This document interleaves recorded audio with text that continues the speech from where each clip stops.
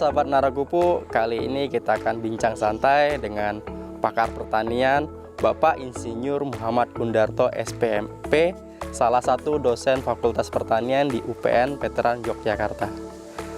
Let's go!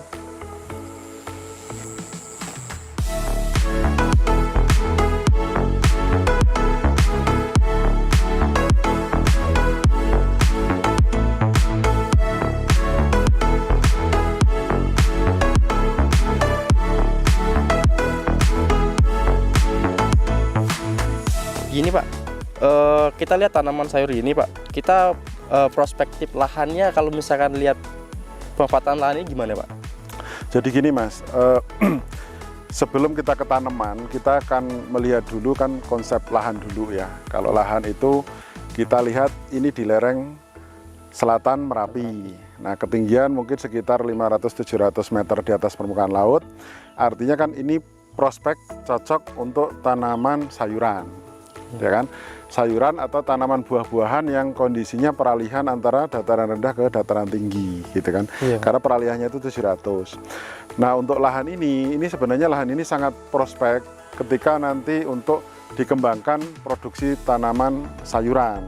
Aneka macam tanaman sayuran seperti ini itu bisa dikembangkan di sini dalam rangka apa? Dalam rangka untuk memenuhi kebutuhan masyarakat, terutama untuk memenuhi kebutuhan terkait sayur-sayuran yang sebisa mungkin itu nanti terjamin kualitasnya, baik dalam kondisi segar seperti ini, siap petik, kalau bisa malah nanti petik langsung dimasak itu akan lebih bagus.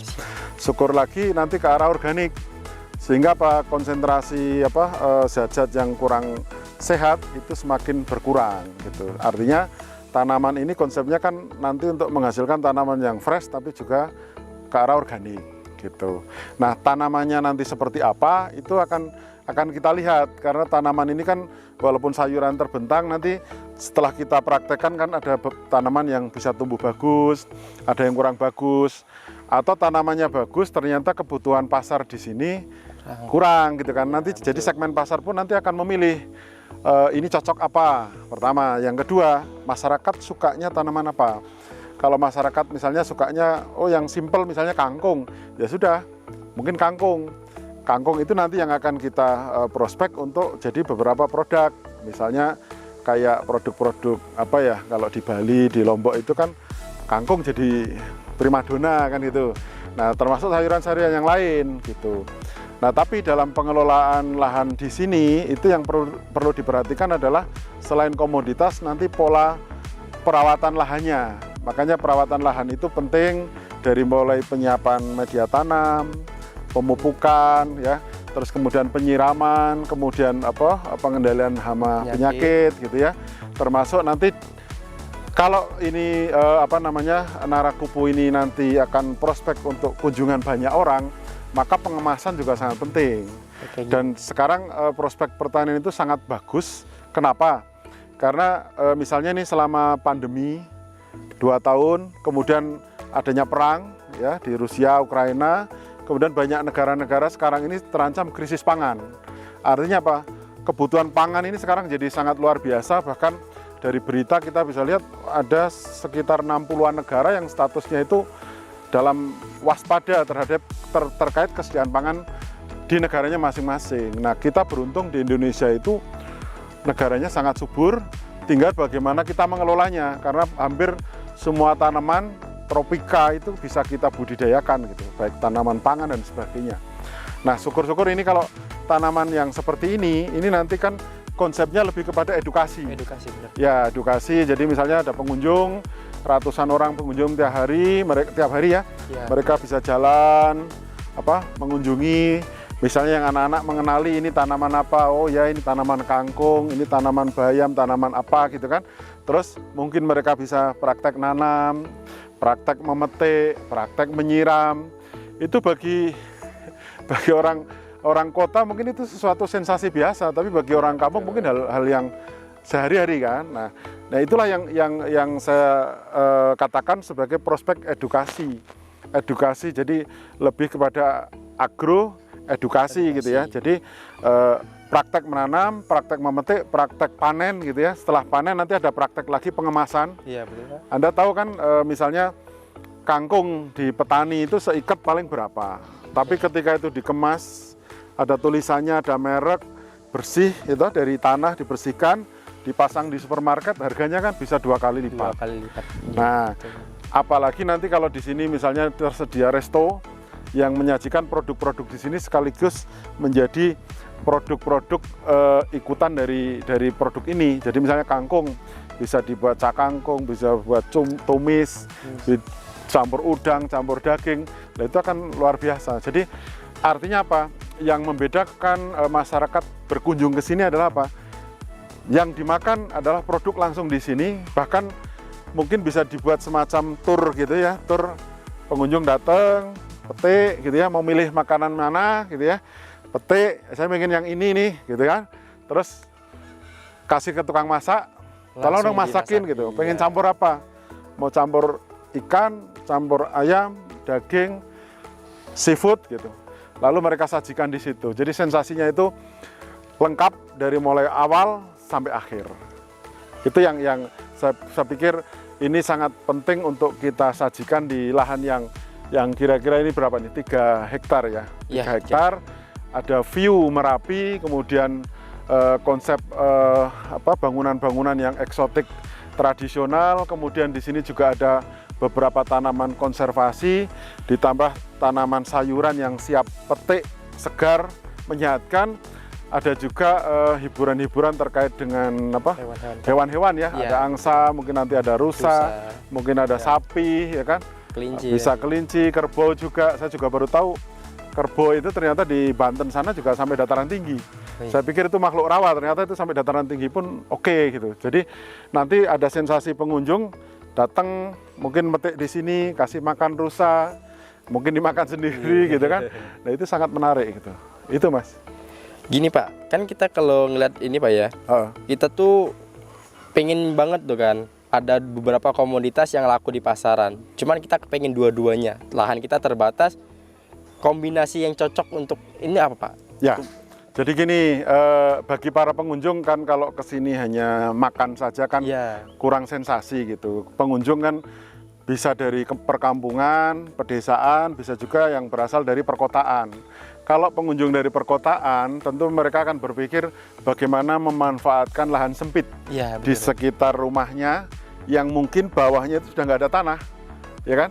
Maka tanaman-tanaman ini bisa jadi alternatif juga, ditanam di polybag, di pot, hidroponik dengan air, atau ditanam vertikultur. Jadi ditanam vertikultur, bahkan di kota-kota banyak ya, misalnya ini tembok, lalu kaleng-kaleng bekas itu. Ini malah konsepnya lingkungan banget. Jadi memanfaatkan kembali bekas wadah cat atau wadah apa gitu ya. Atau ada minyak goreng atau air mineral dan sebagainya. Bisa untuk pot, dikasih tanah, ditempel di tembok. Oke, terus ditanami sayuran ini.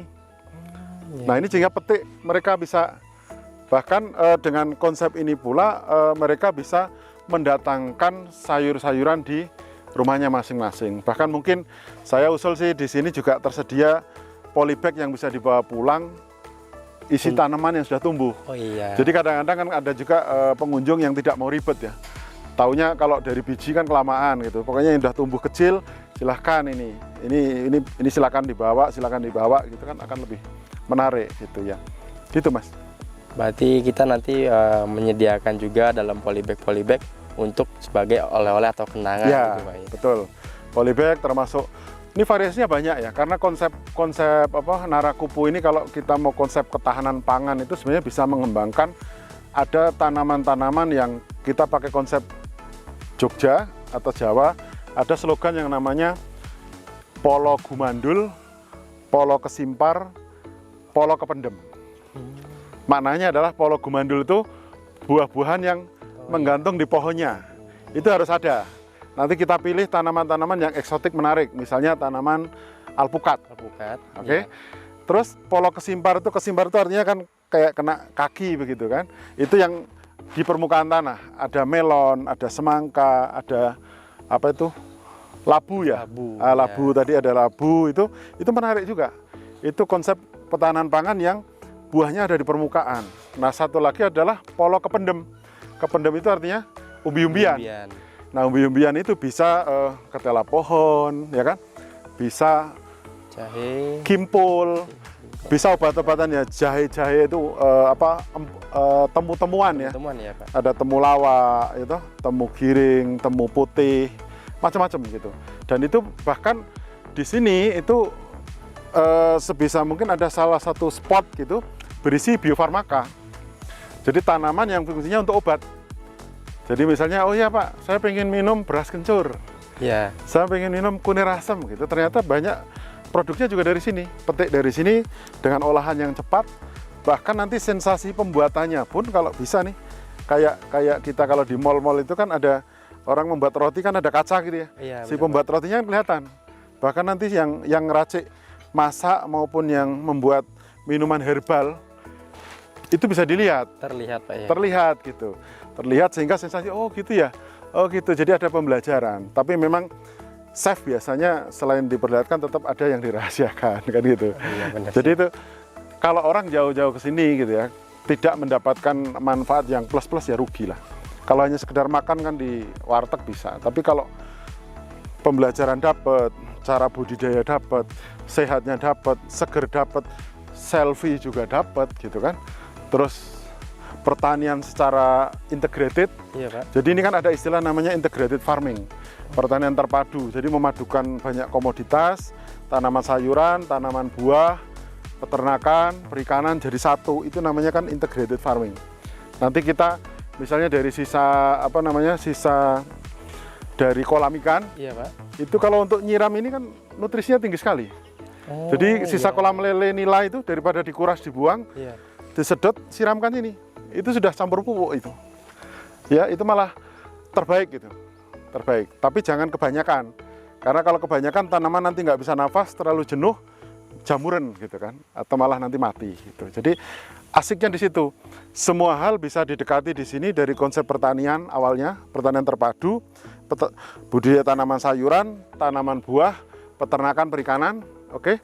Bahkan mungkin tanaman konservasi itu bisa kita sebut sebagai tanaman hutan, digabung dengan konsep ekonomi, konsep pendidikan, jadi satu di komplek yang sama.